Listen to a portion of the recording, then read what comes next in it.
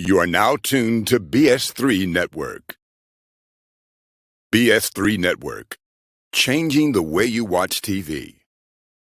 It's Queen3 King. It's Queen3 and King. It's Queen3 and King. Queen3 and King, we the team, it's going down. We the talk of the town, it's going down. We royalty, wear our crowns, it's going down. Tune in now, it's going down. Queen3 and King, we the team, it's going down. We the talk of the town, it's going down. We royalty, wear our crowns, it's going down. Tune in now, it's going down. It's Queen3 and King on BS3 Network. We are back live in front of a studio audience here from Horny, Texas, the new Hollywood. Keep it down. The new Black Hollywood. We got all the BS3 Network crew in Horny, so the new South Dallas, one of the two, depending on what shows you shop at. Welcome to another episode of Queen3 and King. I am your host, King Doc. Today's episode is Black Responsibility. And we have our special guest host in the building, the Freelosopher himself, Gary Freeman, and we'll get to him in just a moment with our introduction. Homeboy. Hey, family. Again, it has been a moment. Hopefully Gary don't say nothing that make Lily lose it today, because he has that tickles me, baby. I want him to do it. I showed the showdown for about 15 minutes. So. Matter of fact, we're going to try to get him there. Yes, please. If we can. Let me just turn my monitor down a little bit. It sounds like I'm DJing at the club. I'm real loud in my ears. So how before we gonna do some informal introductions, just how y'all doing? We ain't did no show in about 2 months. Y'all we done forgot how to podcast. We've been on this spring break that done ran into the summer because of these Dallas Stars and these Dallas Mavericks, but that's about to end soon, Lily. Oh no, I almost flicked you up. I'm sorry. Excuse me. Please. That is about to end soon. But anyway, we are without our seasoned queen today. She is on in contract negotiations. Every time we have a break, she barely makes it. She's in contract negotiations right now. Her agent and Ben are really having it out. They're not seeing eye to eye. Oh, yikes. That sounds serious. They don't see eye to eye. I think Nikki's agent is a Muslim, and that ain't sitting right with Ben. But let me get into these introductions. All right, so we're going to start opposite this time, since the season queen is not here. We're going to start with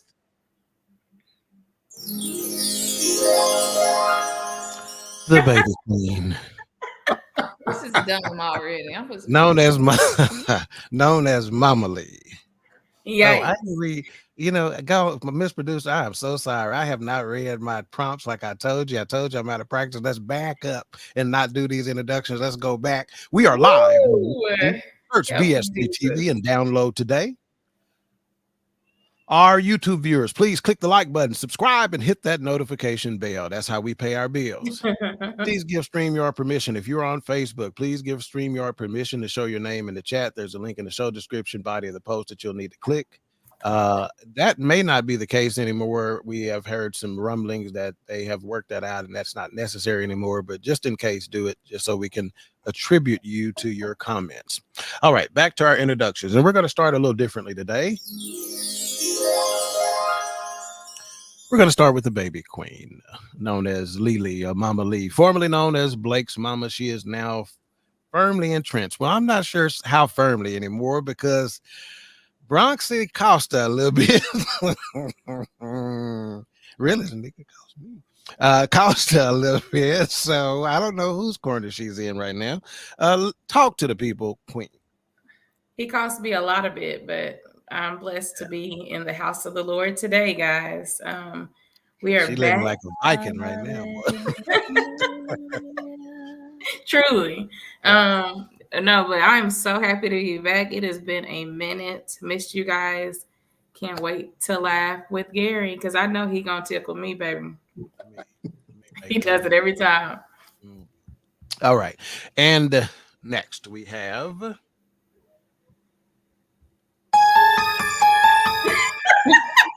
Why he give you that?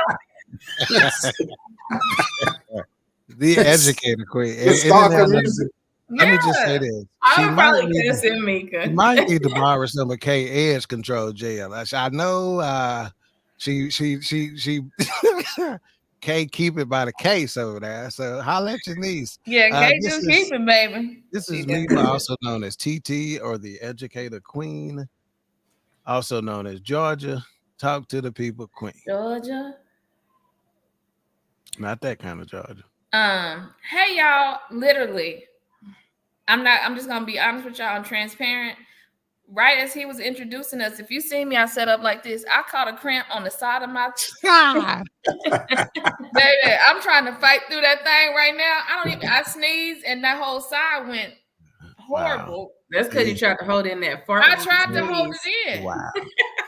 You almost snorted. I'm gonna tell you the real reason. It's because alcohol take the water out your body.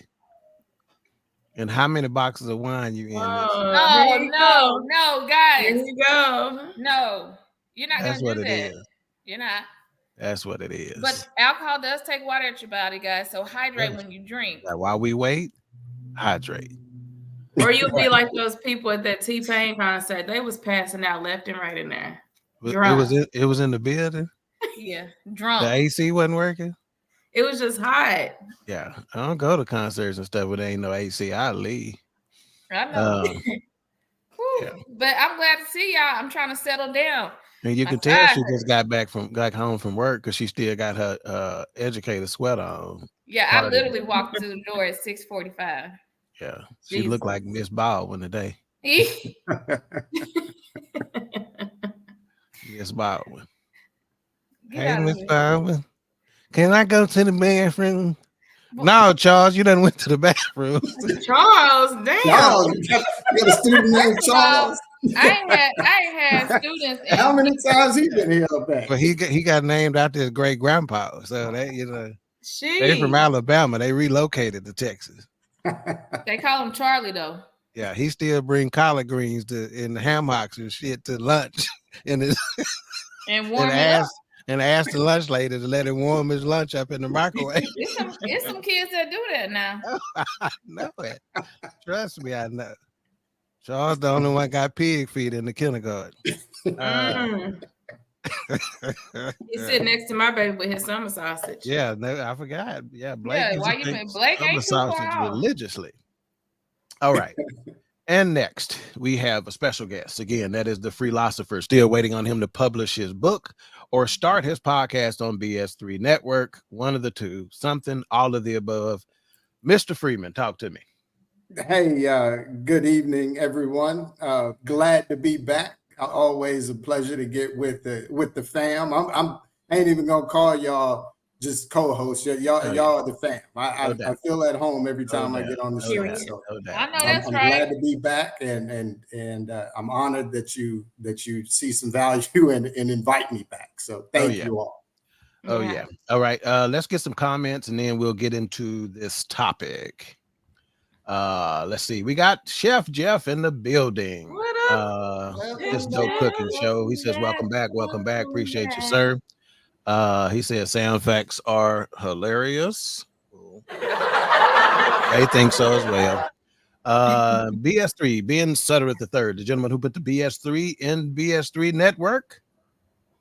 Good morning, sir. And let me just say this. I'm gonna go put Ben on Front Street right quick because Ben, he's him and I covered the deep playoff run that the Dallas Stars had. So one thing I can always count on with Ben, when they put the chicken strips out in the press box, they treat the media real well. Don't do that. You ain't gonna get up and get them chicken strips. You ain't is. I ain't lying. You ain't gonna get up and get them chicken strips. Oh, and he gonna eat him an ice cream. Hey, they got an ice cream thing for you too. He gonna get him an ice cream sandwich in the third period. Don't do Ben like Yeah, that. Don't do that. Yeah, and he really rub it in too, since I be trying to cut down on my meat. All right. Ben says Lily about to say first giving honor to God, right? She's about to do testimony. Who is the head of my life? Okay. Testimony service. Okay, so now let's go on and get into this. We can remove that introductions thing from the deal. So Black responsibility. How I came up with this just a couple of days ago. In fact, I was watching Charles Barkley's interview, Sir Charles interview with on Club Shay Shay. And they brought this up basically, and they said, we have a responsibility to our community, in the fact that they have this platform or they have this spotlight on them being professional athletes and now members of the media. So I thought to myself, hey, I wonder if that's a thing nowadays. So let's just go ahead and dig in. Let's ask our first question. And we're going to start with Gary since he's a guest. We're going to ask him. Miss Producer, go ahead and put that first question up. And if y'all have any offshoot to this or anything like that, please let us know. Wait a minute, before we dig in, let's go and get Ben's comment. He responded to these chicken tenders that he be getting. They said set that food out to eat. They set it out to eat it. Hello, Ben. Hey, I'm gonna tell you like this though. There are some very prominent members of the media that if y'all would see how quick they be running up there, you'd think they didn't make no money. Cause when I say Ben don't be the first, it make you feel good when white folks get up and eat just as fast as you, boy.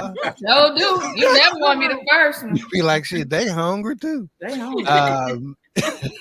Okay. So dude, just tell him not to be the first one to the chicken. Yeah. The first one to the chicken. Oh, look at here. Get up and run to the cheese or something. Don't be the first one to the chicken. Yeah, he do. Yeah. All right. He said I come in on the second round. Yeah, I heard that. That's true. Do we as African Americans / Blacks, and let me just go ahead and do some housekeeping before I turn it completely over to Gary. So first of all, let me just say these are our opinions, right? This is our perspective. We by no means are the expert. We're not the subject matter experts here, right?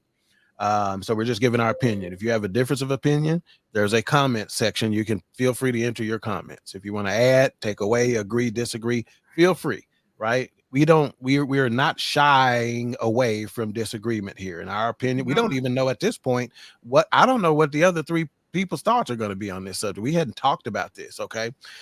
So it's about the discussion for me, and it's about us thinking about it. And number one, I think it's really good as we age to keep our minds active and thinking, number one. But number two, there are certain conversations we need to have as a society anyway, right? As a group of people anyway, right? I don't know that we still feel the same sense of community that we used to feel, which we'll dig into a little bit later. But I think these conversations need to be had. So, Gary, do we as African Americans / Blacks, and that's going to make a lot of people mad. That's why I put them both there, because you can't even get folks to. I understand Black as a color and not a race. I get it. We ain't going to talk about that today. Do we as African Americans / Blacks, whatever you feel, what you want me to put colored on there, have a responsibility? We done talked about collard greens, pig feet, and color, folks. What is this, 1979? Do we as African Americans, Blacks, have a responsibility to our entire race, Gary? Yeah, absolutely. And I'll preface my my first comment by acknowledging the fact that I haven't seen the clip that you're referring to with Shannon Sharp. So I'm basically kind of guessing at the direction that conversation went in. So if I'm off, kind of tilt a little bit, just bring me back. But in my opinion, absolutely, we do have a responsibility for each other. We have a responsibility in how we set the tone for what we do. We set the tone for the world. And if you don't if you don't believe that you have responsibility in setting the tone for the people, understand that you have a responsibility setting the tone for the world. So if we are our entertainers, our athletes, our politicians, everybody that is in the spotlight, they're one of a kind for the most part. And they are in front. They are leading from the front. So when you're put in that position, then the best thing that you can do is to have some kind of moral fortitude, have some dignity about what you are presenting to those people that you are leading. So I absolutely, without a doubt, believe that we have a responsibility. And it starts with ourselves, but also knowing that we influence so much more, even outside of our communities. Okay. All right. Awesome. Wow. That gave me some notes to dig into some stuff a little later as well. Mika, do we as African American Blacks have a responsibility to our entire race? Gary said it all for me, but I'm gonna say yes, we do. And because we don't, because we think we don't, that's why we are where we are. Oh, I was about to say that. Dang. Mm. Yeah. It's just a shame that we don't all feel the same way, or we don't act in the same way. But I do absolutely agree with Mika and Gary on this. We have a responsibility. Okay. Gary, you want something? You got Yeah, something? and I'll go even further and just kind of in my thought process. We used to really set the tone for what was decent and what was in order, what was righteous. We used to set that tone, and for some reason we flipped that script, and it's almost we've set the tone for what's ratchet. We've set the tone for what's the most irresponsible Social media activity that you can muster up. And we do it all behind the guise of, well, I got to get this paper. Mm-hmm. That's where we do it. That's where we, what are they paying us to do? And we don't fall back. We've gotten away from falling back on that dignity that used to be instilled within us and within our community. And we have just started chasing the money. And it's put us in a very peculiar situation to where we are still leading, but we're leading again. Like I said, we're leading. We're leading with bad intentions at heart, so to speak. With the only thing that's motivating us is getting to the back. Okay. Let us know how you think in the audience. Do you think we have a responsibility to our entire race? Okay. I was going to save this particular piece for later, but Gary kind of touched on it when he talked about the irresponsible nature. So I said, if we set the tone for the world, then we've been irresponsible. And if we're lumping us in, right, which a lot of people don't, that's why I'm curious to see if any audience members have a different take. Because if we're saying we have a responsibility to our race, to our entire race, they're saying we all within that race have that responsibility, then we've been irresponsible. Okay. And how can you tell that? Again, like you said, you can listen to the music, you can watch social media, we've been irresponsible. Where did that start? Did that start when you took church out of schools, when you took prayer out of schools, that whole separation of churches? When did that start? Right. Did it start with the systematic removal of the black man from the house? When did it start? Right. So, if in fact you are someone who believes that we set the tone and we are responsible to our entire race, then guess what? We've been irresponsible. Okay. And I'm going to take just a little bit of a different twist on it. Right. And I want you to answer this for me. And Lily, I'm going to go with you on this one first. Okay. And this is this is a question that came up through the conversation. If an individual has a responsibility to their entire race, right? No, we skip that question right now. I'm going to ask something completely different.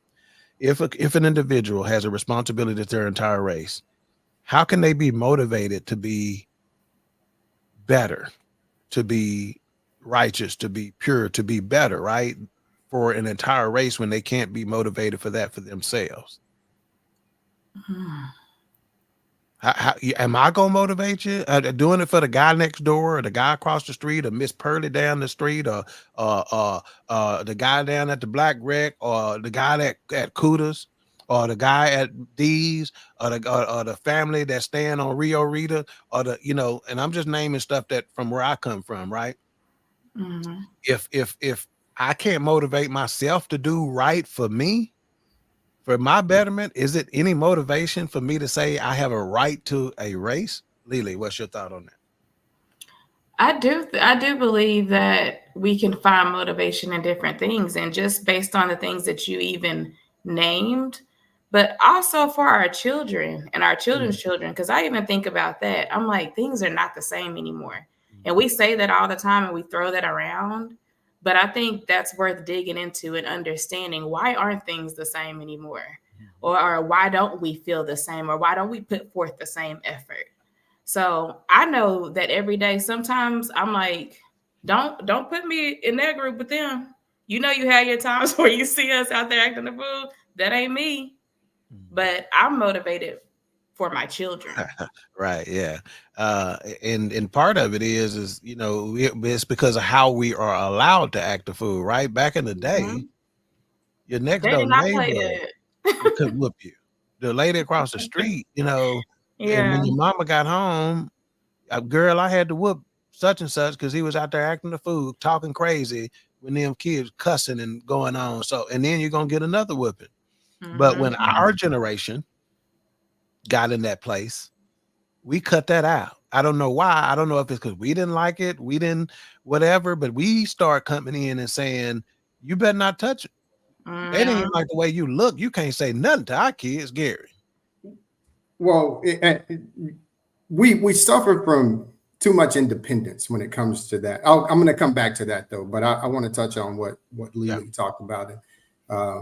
The idea that we're in a position where you want to do better for you want your children to do better. So talk about what you said, Doc. I can lead by example. I can lead, but I don't necessarily have to always live by that example because I'm not perfect. So just in the same way that we can tell our kids to do some things that we don't necessarily uphold. Like you'll tell your kids, don't drink, don't drive, don't do drugs, don't do this and don't do that, but don't fornicate, but at the same time, you may be partaking in some of those exact same things. And it's just because you don't necessarily live up to it or you don't have the motivation to do it within yourself does not mean that you can't put out a positive message that says this is what truly is right and wrong. And one of the biggest differences between now and then, it's not so much as the children. I had this conversation with someone, with my cousin a couple of weeks ago, and we were talking about, did kids change? Did the kids change? Are they doing things that we didn't do? And the answer is no, they're not doing the things that we didn't do. But the difference is they're not ashamed of what they didn't, that they did. And those are the things that we didn't flaunt.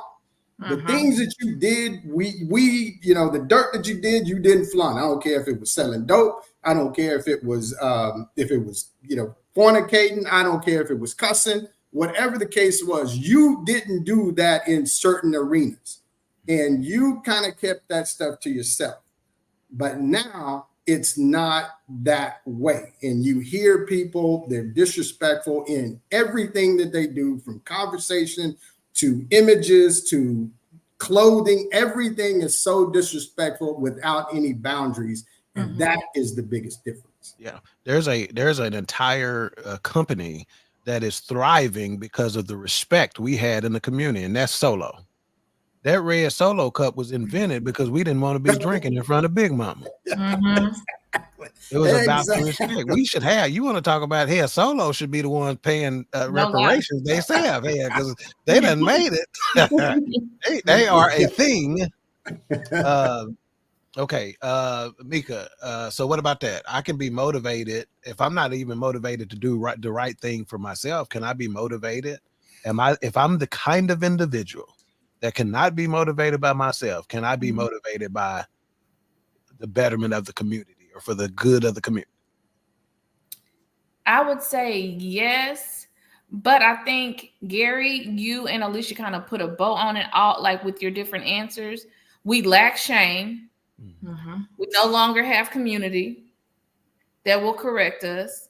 So if we're not going to do what we need to do as a person, nobody's going to correct you. Nobody's going to say, hey, why not? So I don't know. I don't know. That's a hard one for me. But I'm gonna say, yeah, we can do it, but it's difficult because we don't have that support. We don't have that community. We don't have that shame. We don't hold each other accountable either. And we better not hold each other accountable because you're gonna lose a friend. And that goes to what I was saying. My other point about the being independent. We got away from the community because we became independent. So the independent, and I'm not gonna I don't want this to sound like I'm talking about women, but I'm just going to use this as an example of, you know, where the single don't be scared, Gary. Don't be scared. I got you. Where the single mom said, "Don't touch my kids. You don't put your hands on my kids." You know, you very seldom you heard that from some guys or whatever, but not a lot. You didn't hear that. Men didn't necessarily think like that, and so then you developed a whole community of people saying, "Don't correct my kids. Don't talk to my kids. You're not. You don't pay his bills. You don't do that. You have no stake in correcting my child." Right. And so we've developed around that sense of independence, and it's really just caused our community to deteriorate versus something that we really took pride in the past. Right. You didn't have little Johnny running up the street and little Johnny. Now I'm back with Charles, but you didn't have little Johnny running up the street going buck wild because he knew Mr. Ed saw him and he was going to tell his mom and tell his daddy or whoever. And, so he had a second set of eyes. So again, that either that shame or at least hiding what you did, you weren't so bold to do some of the things that you did. Whereas now you don't have that community because everybody's operating in these independent silos. And so now more people can get away with doing more and more because they don't have that second, third, fourth set of eyes on.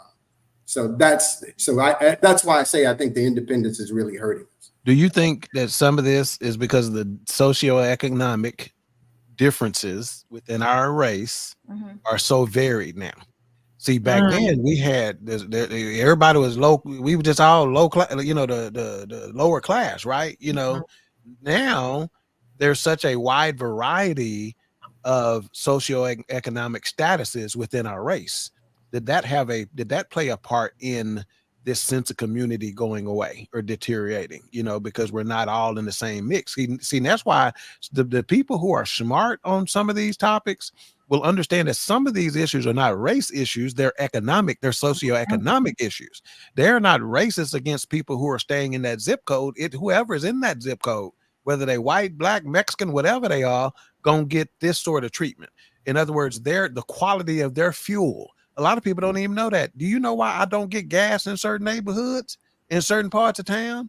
Because those tanks aren't clean. See, a lot of folks don't even know that. Yeah. Their tanks aren't serviced the same way, et cetera, et cetera, et cetera. So again, does some of this have to do with the varied socioeconomic statuses we have within our race? And anybody can comment on that. Go ahead. I would say so because you know how you used to have Miss Franny that lived across the street and watched your house and watched the kids and watched anybody who entered to the neighborhood and all that stuff and could correct your kids.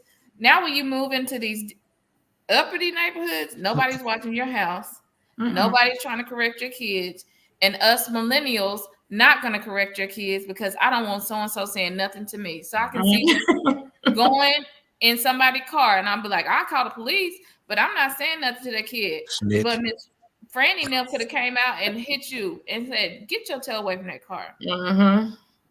So I think, we were more responsible back then because we were not as independent. We were not in silos. We did not operate independently. We leaned on each other as a culture, as a race, in order to move on and move upward. Gary? Well, I wonder if I don't think the demographics have actually changed that much since, let's say, the 70s, late 60s, early 70s. And what I mean by that is most Black people still live around Black people. Like Black people in general are still going to congregate around Black people and they're going to live around Black people. It seems like it's a lot more integrated because if you look at like sports teams and stuff like that, even at a high school level, you go to a football game, you go to Allen High football game, and the football team is 75% black, but the school is only about 13% black. And so it looks like it's a lot more integrated than it actually is, when in actuality, most people are still going to still live south of I-35 or I-30. So we're not really, and so I say that just to say that the socioeconomics are pretty much still the same, because back then, the doctors and the lawyers and whoever else that now live in Frisco used to live in South Dallas or Oak Cliff or Lancaster or whatever. So the people were still there. The people are still there. And those people back then had that same, the rich people, if they were rich and black, they were still rich and black back then. As a matter of fact, there are probably per capita, there are probably more black millionaires back then than there are now. So I don't know if the socioeconomics has changed that, and that has been the reality of it, more so that just the individual people and the concept of I'm out for mine and I don't care about nobody else. That's right. Well, I was going to say, how about this? Maybe the actuality of the socioeconomic impact, but the mentality of the socioeconomic impact. In other words, you think you are this, so therefore you move like that. Yeah. I agree. Yeah. Okay. Miss Producer, go ahead. Let's go with our next question. Miss Producer. We'll start with Mika on this. Is this responsibility unique to our race? Are other races, do they feel the same responsibility to not embarrass the hell out of their race? Educator Queen. Let me say this right, because I'm an education lord. I was just having this conversation with somebody at work. Absolutely, other races do this. That's why you see Susie, who is the VP of a Fortune 500 company, but don't know how to spell cat. They feel like they need to be responsible for their race, responsible for how they, what they make, responsible for, how they live, responsible for making sure she moves up in her career. Like, they're more responsible for each other. I would think. I mean, not more, but they are responsible for each other. Do we do it? It depends. But yet, this is not unique to our race. Does it display differently over there? Yes, to different races. But do we all feel responsible in some way to each other in different races? Yeah. Okay. Lily, is this responsibility unique to our race? Do we feel a responsibility to be a certain way, to behave, to not embarrass our race? Is this unique to us, or do other races? I agree with what Mika said. Other races do this, but like she said, they display it in different ways. And I'll even say this. I actually was at the nail shop talking to my nail tech, and that's Cap. Shut up. You didn't even understand what she was saying. That's Cap. Please. Sophia knows what's up. Shout out to Sophia. Just talking to her. He even talked about. That's enough. It's not that funny. Go ahead, Leisha. I can't help what the audience gonna do. It's just one white lady on the front row. You can hear her. But even talking to her, she just spoke about getting started in the business of doing nails and cosmetology. How she started first, then her brother started and branched off, but they helped each other. He did cosmetology and nails. Yes, they all do that. You just got a manicure. Just did. I know. Probably before the show. See, Gary understand what I'm doing. No, you just got a manicure. I understand. I'm turning it left. I'm making a left. Because we got How sponsors. about this? We want sponsors. Him downstairs. We want sponsors. We're not doing that. Happy Pride Month, everyone. Happy Pride Month, guys. No, but just the way they display it, I think is different. Like, he direct the choir at church on Sunday too. I'm done. Go ahead, Gary. Go to Gary. Because you're irresponsible. You talking about responsibility? You're irresponsible right now. I don't even want to talk no more. Go ahead. No, because I'm tired and I don't even want to talk no more. Go ahead, Gary. So yeah, I see it all the time. I work for an Indian guy, Mm-hmm. two partners, Indian as in Asia Indian, and they do a lot of stuff based on their own community.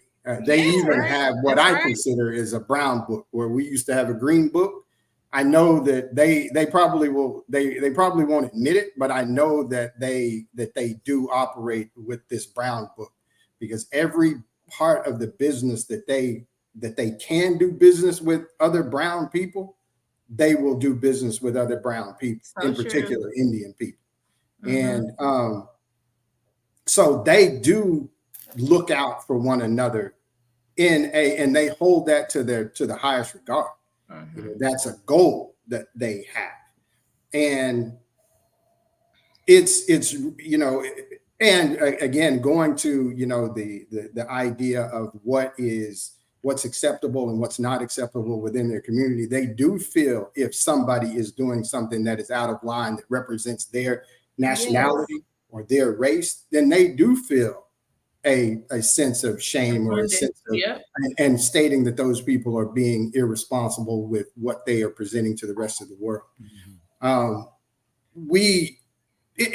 it's just really, we're not the only ones. And like you said, the Asian people this is the reason that the Asian people own all of the nail salons, and it's the reason that they own all of the hair, the beauty supply stores, because that is a niche that they have worked, they built, and they intend to keep it. So they put that in place to follow those guidelines that have been, they follow the guidelines that have been put in place in order to keep that industry under their thumb, in their control. So there are a lot of people there. Everybody else does think like that. And I think that we have gotten to a place where we're successful or semi-successful, or think we've been more successful. And so we have tended to shun and move away from that, instead of helping to go back and build on to what we can actually take advantage of as a group. So I think that's it definitely is a thing in other races, in other communities. It's just not we for some reason we fell off the bandwagon. We should have kept that going. We used to be like that, but we it just fell somehow. Scared. Right. Say that again, Mika. Scared. Don't want to see that next person do better than us. Mm-hmm. Yeah, because this is, when I think about this and I think about, some of your answers, the thing that popped into my head was we can't even support Black businesses the right way. Mm-mm. And when I say the right way, I don't even mean that necessarily, because I've tried to support Black businesses, on occasion. And I got news for you, man. I still need service. I still need value. I still need, I'm not supporting a Black business just for the sake of supporting a Black business. I'm supporting it, hoping I'm going to get excellence from you. Just like I would. It doesn't matter what the restaurant is. It doesn't matter what the store is. It doesn't matter what the service is. If I'm not getting good service, I'm not going to continue to use it. That's simple. But I'm also not going to go in trying to get a discount off RIP either. Oh my gosh. Oh, I am. I'm trying to get it. Just because it's Black Ink. Hey, look, man. The Black card got to be worth something now. Come on now. It's got to be worth something. God, come on, man. You can't just be open and call yourself a Black-owned business and can charge me the same thing charge white folks. Don't do that to me. Don't do that to me. Yes, indeed. Just call me to the back. Hey, bro, we don't do this for everybody, but since you're over here, so we don't. Yeah. Wow. I do that. Miss Producer, next question. Let's see where we're at now. Okay, so I think they've kind of answered that with why or why not within unique. Okay, so let's start with you, Gary, on this one. Do you individually feel the pressure to be a positive example for of our entire race? Do you feel the weight of societal expectations and stereotypes? Oh yeah, absolutely, absolutely. I have always. I was raised to be like that. to, you know, to how you carried yourself in public. And I haven't always lived up to it, but I was raised to understand that there's a certain light that's being, that's always going to be, that you'll always be under. There's a certain level of scrutiny that you'll always be under. So you have to be better than the norm. You've got to be twice as good to get half as far. So the idea that you individually have to, I think that's how you do it. If every one of us does anything individually, and you are the best example of who you are as an individual, then as a whole race and as a whole community, then that's what elevates. Doesn't even have to be a consort. Didn't have to be an effort, a concerted effort. It just has. If everybody is doing their own thing, but they're being the best of who they are, then as a whole, we lifted each other up because we were being the best of who we could be. We don't. So I think that's going to be the biggest. I think that's how you can manipulate it the easiest, is being the best version of who you can be. And your circle of influence, the people that are around you, how do you influence them by your actions?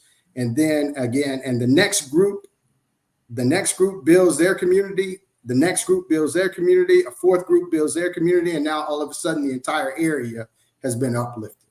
So but it starts with you as an individual.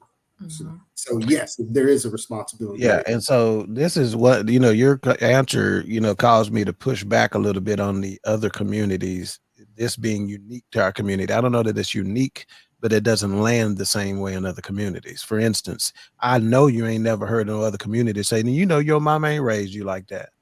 If such and such saw you, you would be, ain't none of that going on. I ain't never heard.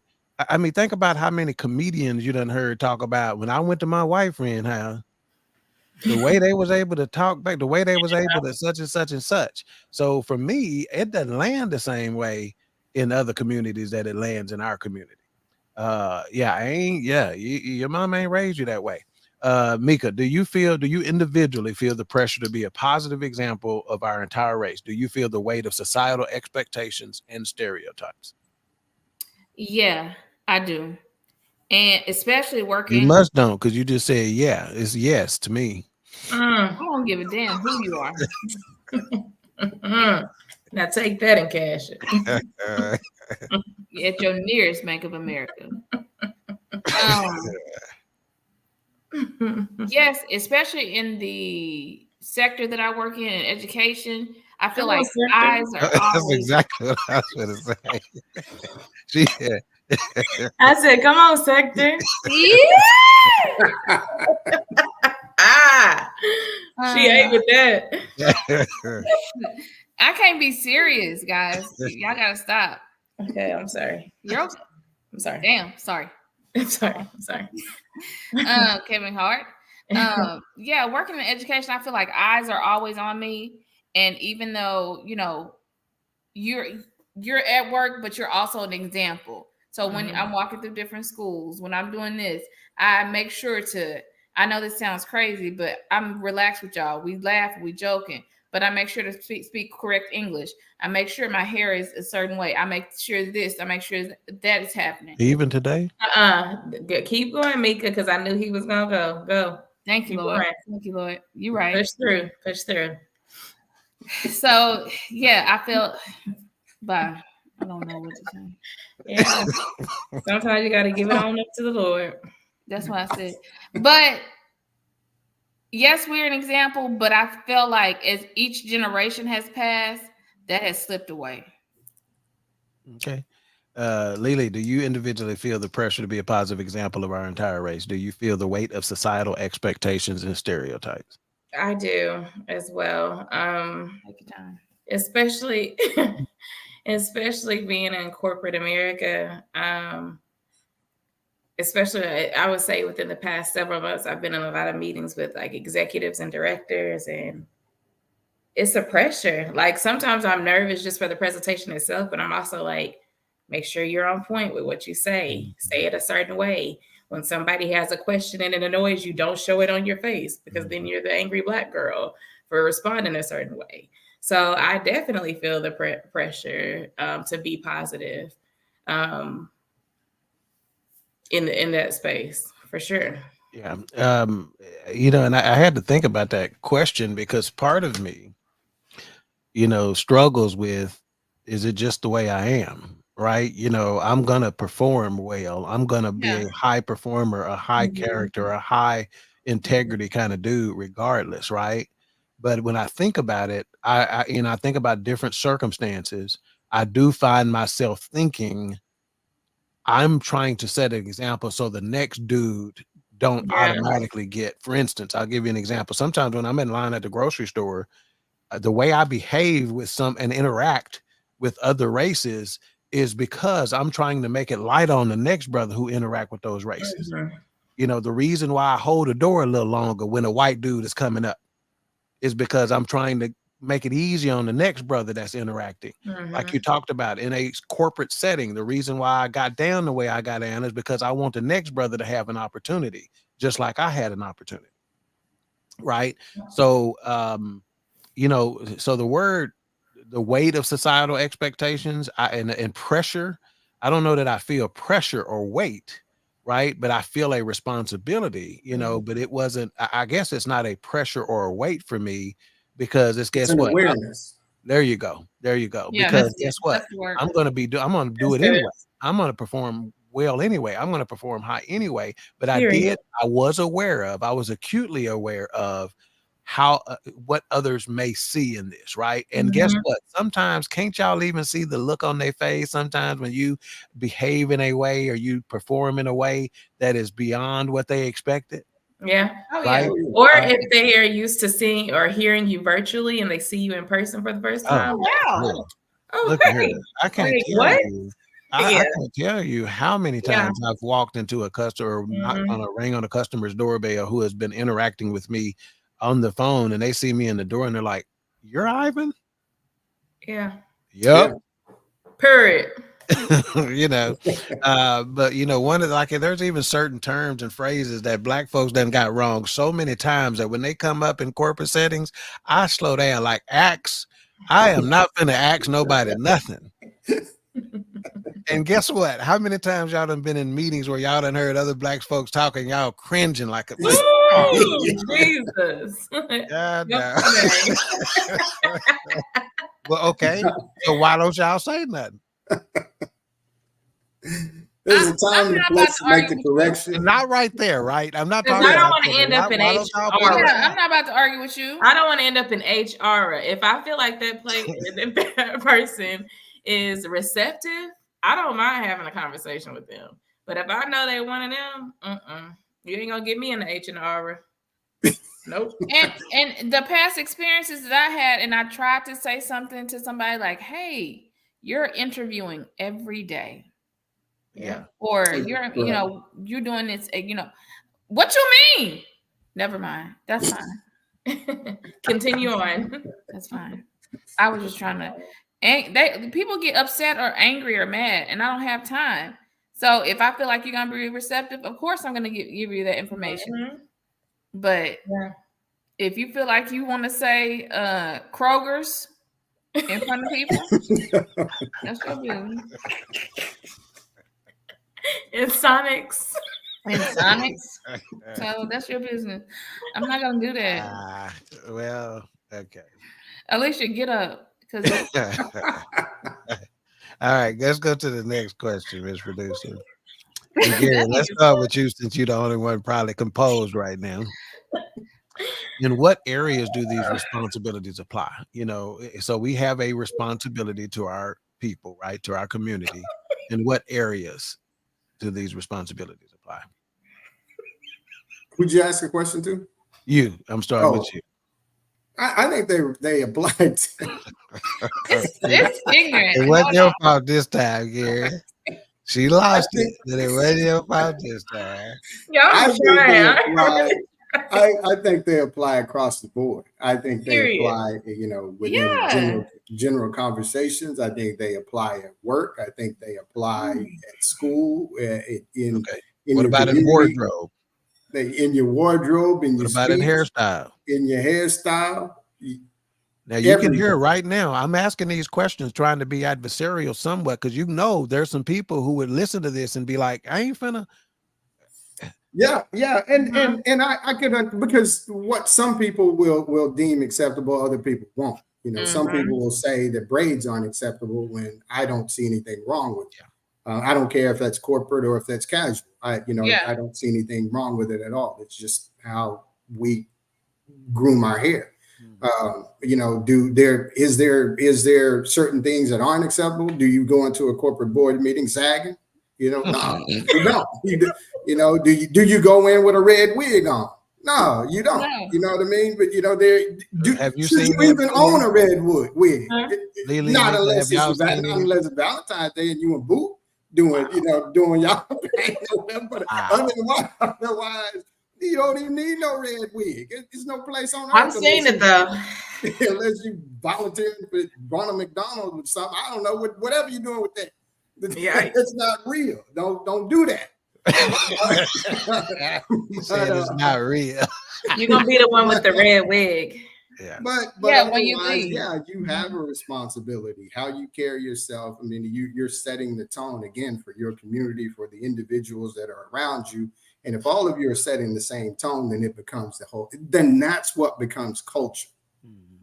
Once everybody as an aggregate starts doing things, whether it's good or bad, whatever they start doing as a total, that's what becomes culture. And what do you want your culture to represent? You want your culture to represent everything that is on a superior level in their speech, in their dress, in the way they walk. I get on to my son, one of my sons, about this. He always walks with short steps and kind of bends, he kind of leans his head forward and head down. And I tell him, stand up straight. And pick up, don't walk slow. Walk like you're going. That used to bother me, man. Walk with some pace about yourself. Like, low energy walking ass. My kids probably got tired of that, man. Like, it's almost like I used to tell them, folks who walk with some pace, they are generally more successful than folks who walking all plodding, like you ain't in no hurry to do nothing. Come on. You ain't uptight about nothing. You ain't trying to get nothing done. Your time is that invaluable. Mine is valuable. I got to move. I got to get something. I'm telling you. But going back to it, it does. It all matters. It's all pieces to the puzzle to build the picture that you want.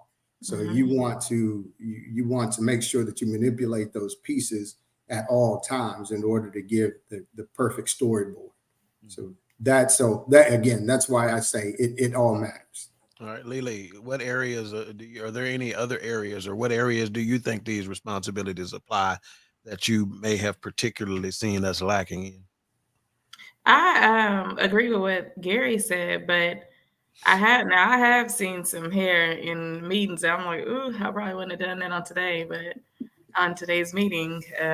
But to each is their own. But a lot of times you can't correct those people that feel like you can't tell me nothing. They ain't gonna tell me how to wear my hair. Like, they don't have to say it, but right, they're gonna show it. And that's why you'll see it in 5 years when you're at the same level. It'll be reflected in your paycheck. I'm telling you, but they won't tell people you can't have that conversation with. It'll reflect. You may not think it does, but it does. Yeah, they can't tell you, but they can show you. Absolutely. Mika, what areas do these responsibilities apply? Nothing to add. I'm with Alicia, especially after job interviews. I hope the applicant will reach out to the panel and say, hey, I want to say thank you and wanted to, see if I can do anything better and get some feedback from you. I'm always like, yes, absolutely. Can we talk? Because you had a nose ring that was in your mouth. Don't wear that to the interview.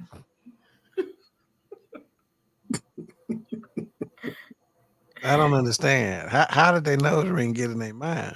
They have a nose ring, but it has like stuff dangling and it connects. You know those that kind of Yeah. connect.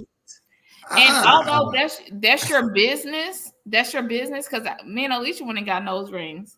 That's your business, but you can't even see them. Yeah. I literally, I was doing a job fair. I was still working in corporate America at the time, and I was one of the members of management in charge at this job fair, and we had been there. That job fair on a Saturday, I want to say it went from like 10 to 2. Yeah. Okay, and so at about 10 minutes to 2,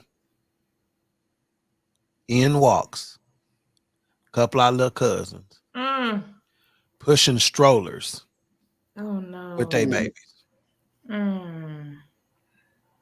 And I looked at some of my counterparts, and I'm like, I got it. Like I wanted to go handle it. Like I got it. You know, because I didn't even want them to have nothing to talk about other than what they had just seen. You know, and I headed it off at the pass and just, politely did what I needed to do. Like, hey, it's 10 minutes till we're not giving out any more interviews, et cetera, et cetera. But talk about dumbfounded, baffled, speechless. I'm still to this day. You know what? But that's also part of the responsibility. It is. It boils down to what we started this conversation off with, and that is you recognizing that and saying, okay, I got to head this off at the pass. So for one, you put that barrier up between you, between your colleagues, and them. I was a buffer. Yeah. And then two, you have, if you probably, if I'm not mistaken, you probably had a conversation with them about, hey, look, if you want to join this team, this is what it's going to have to look like. And so I would have went ahead and told them the whole truth of the matter. I stopped you from embarrassing yourself, because if you were to move forward right now, then you will have no shot at this. But here's my card. Let me tell you what you're going to need to get in here. And because where you're starting off at, it will never happen for you. So that's the part of that responsibility that I think we have to take upon ourselves, and not just be so, it's really cringeworthy. But you got to go and do what it takes to get them on the right track, because that may be the reason that they're unemployed right now, because they went to 7 other interviews in that same manner, or 7 other job fairs in that same manner, and nobody ever told them, hey, baby, you can't do that. You gotta do it this way. If you don't have a babysitter, just don't come to the job. Well, what I told them, into protection mode. Yeah. So I did, casually, politely, and professionally told them, like, look, in the job fair situation, you want to show up early. Yeah. You want to show up late. We're 10 minutes from closing. And in addition, and next time when y'all have to come, and you don't have sitters and things of that nature, one of you stay down in the car with the kids, send one up. Switch it off. Process, but that's why you come early, so you have time to do that stuff, and then you go down, let the other one come up, and they'll respect that more than you saying, "Don't bring these kids to this interview," and not having it. I understand you might not have had a choice. I get that exactly, but I don't know if y'all seen this meme, or is this post that was kind of circulating on Facebook a few weeks ago. But it was this girl. She had to be maybe 19 or 20. She went to an interview, and they told her they weren't going to be able to interview based on the way that she was dressed. She had on a crop top, like a long sleeve white shirt crop top with some jeans and kind of like a cardigan over it. And I couldn't believe the amount of people that were telling her that there was nothing wrong with what she had on. I'm like, y'all are just, this little girl, she was genuinely like, is there something wrong with what I have on? Like, it was like she was genuinely confused. Like, she was showing midriff, like skin was showing mid. Okay. You could see her belly button. Yeah. And they were like, girl, there's nothing wrong with that. You could have just they could have just asked you to close your sweater and gone on. I'm like, why would you not tell this girl the truth? But the amount of people that were like, That girl, there's nothing wrong with that. I couldn't believe that. That's ridiculous. Like, couldn't believe it. All right, so Gary, go ahead, but Miss Producer, while he's doing that, put the next question up, and I'm gonna. But again, that's that's part of the responsibility in having that conversation. I always tell people all the time, bypass that pair of Jordans until you have a suit that you can wear to an That's interview. right. Period. Well, they cost the same. I can go to K&G and get a $200 suit. I can't even buy Jordans $200. You can get two in K&G probably. For real. So because you're more likely to go and do an interview or to a funeral than you are to go, to American Airlines Center and actually get on the court and use them Jordans. So you need to invest in yourself. And again, that's one of those things, how do we take pride in ourselves and how do we set the right tone and what image are we trying to portray? Well, that's one of those things. And so sometimes that just comes with a little conversation that people don't even think about like that. Like how I just broke it down to you all, probably never, a lot of people won't even think about that. I will go to I hate to see people at a funeral wearing some jeans and a polo shirt and some Jordans. I hate to see that. Like, bro, that's your grandmama. You know what I mean? Your grandmama laying there. But Gary, you missing it though. They're gonna be by the casket posing for the IG to get some pictures with Big Mama. And I got to have my J's on when I'm doing that. Yeah, that's your grandma. Grandmama's head shaking in that casket. That wig wow. Just Okay. I'm through. I'm through. Can we get off here? I'm through. I'll take this question off. I don't even want to ask this. No, I'm done. He just proved the fact that we're not nurturing right now. That wasn't nothing nurturing about that. What are we doing? I'll quit. Stop it. But yeah, okay. So that was one of the departments. When I thought about the question before, in what areas do these responsibilities apply? I thought about us as a community not being as nurturing as we are, right? Yeah. Now, just like Gary, I'm apologize in advance. This is no attack on women. This is just an observation. Women are the nurturers. So if you agree that we're lacking in the nurturing department, doesn't this tie back into some other shows that we've had in discussing women in our community and where they're at and why they're there and et cetera, et cetera? I don't think we're lacking. You think we're nurturing as a community right now? Yeah, well, I think we can be a little blunt and in kind of in our responses and whatnot. But I think that for the most part, we are really we're really emotionally tied to one another. And we know what's right or wrong, and we see it. And we try to correct it within our own community. I just don't think we extend it enough far. It goes back to the independence. I don't think we extend that nurturing out to a great enough distance. This is what I think. Where people are lacking in some households, the other households pick up.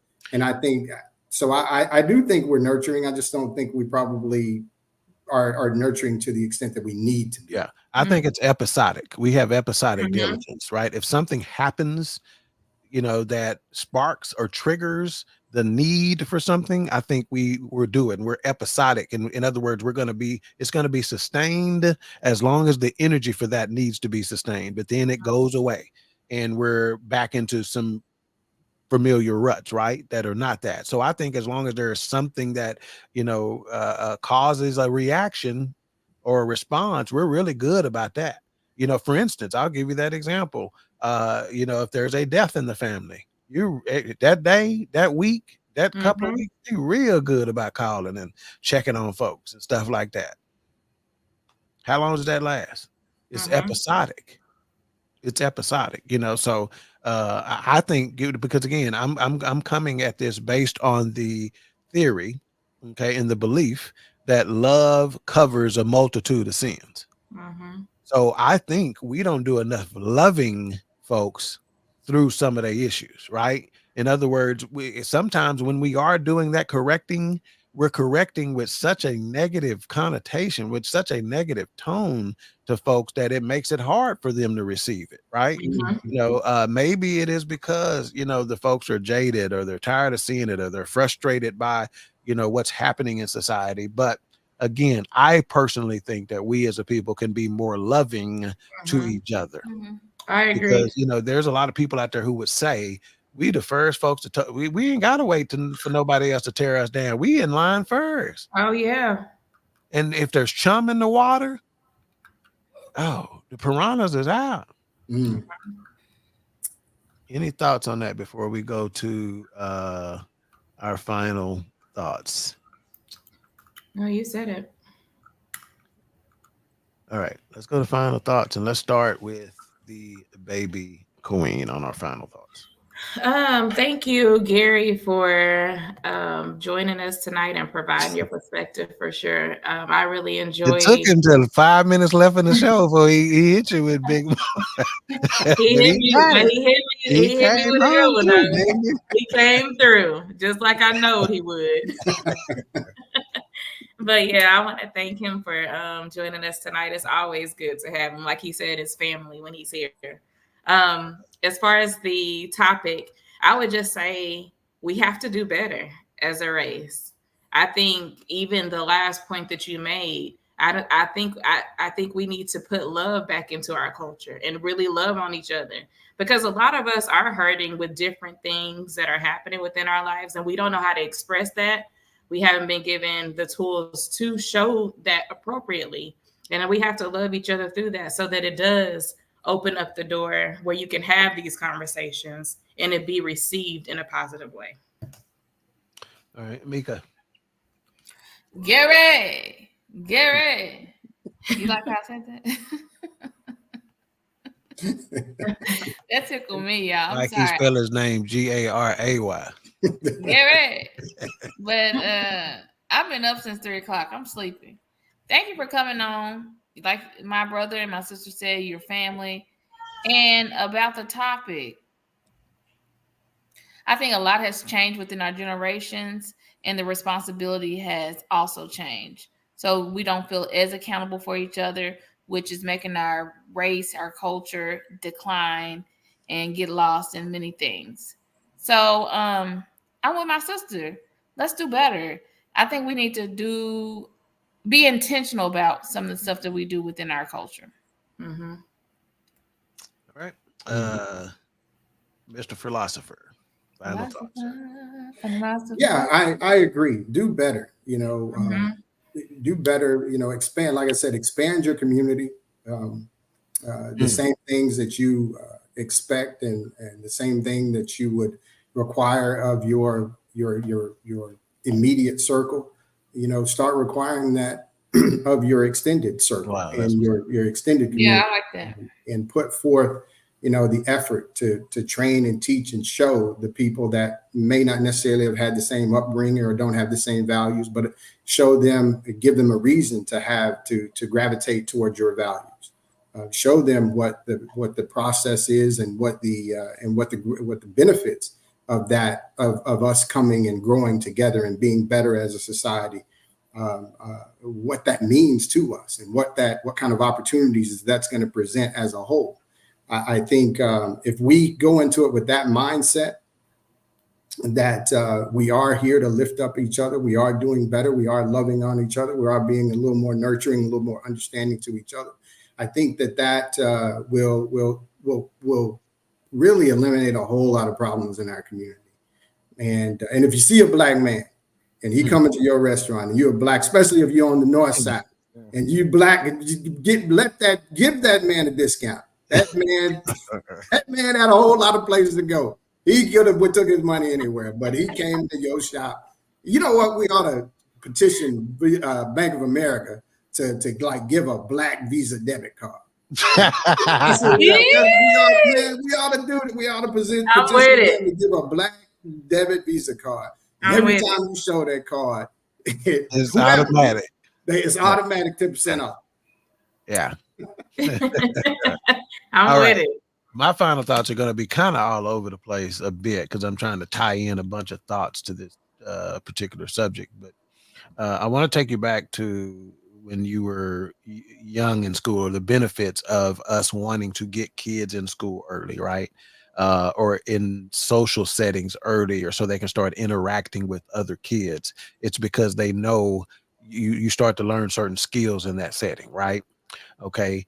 Well, nowadays, we are disconnected as a society because of social media, right? Folks is outside the wrong way. They're not outside like we was outside. You follow me?